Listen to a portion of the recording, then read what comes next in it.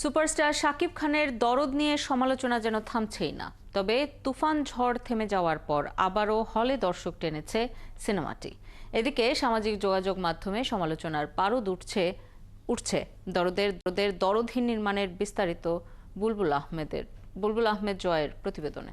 Superstar Shakib খানের cinema আর তা নিয়ে আলোচনা হবে না, এটা হতেই পারে না। জনপ্রিয়তার সাথে পাল্লা দিয়ে যেমন চলে শাকিব খানকে নিয়ে সমালোচনা, তেমনি বাদ যায় না সুপারস্টারের মুক্তি পাওয়া সিনেমা নিয়েও। সাম্প্রতিক সময়ে প্রিয়তমা ও তুফান নিয়েও যেমন সমালোচনা হয়েছে, তেমনি সমালোচনা শুরু হয়ে গেছে সদ্য মুক্তি পাওয়া শাকিব খানের সিনেমা দরদ নিয়েও। মুক্তির আগে সমালোচনা শুরু নকল পোস্টারের, এরপর যুক্ত হয়েছে গানের সুর ও গল্প নকলের। তবে সমালোচকদের সমালোচনাকে একেবারে পাত্তা দিতে নারাজ সিনেমার পরিচালক অনন্য মামুন। যে কোনো কাজের পিছনে সমালোচনা যারা করছে তাদেরকেও আমি অ্যাপ্রিশিয়েট করি। যে কোনো আলোচনার সমালোচনা যেটাই হোক সেটাই আমাদের জন্য ভালো।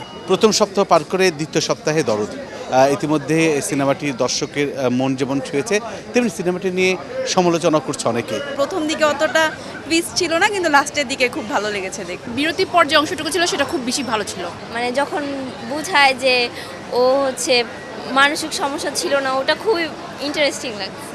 মুভি মেকিংটা ছিল আসলে একেবারে লো বাজেটের, মানে একেবারে লো বাজেটে করা হয়েছে বলা যায়। এই একটা সিন আনা হচ্ছে, সিনেমাটোগ্রাফি, স্টোরি লাইনগুলা একেবারে ফালতু।